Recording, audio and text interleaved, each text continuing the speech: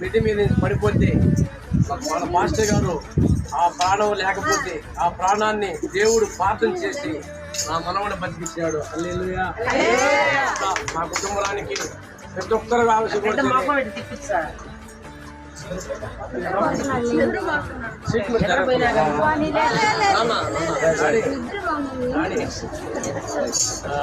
నా మనవని బతికించాడు పాస్టర్ గారు.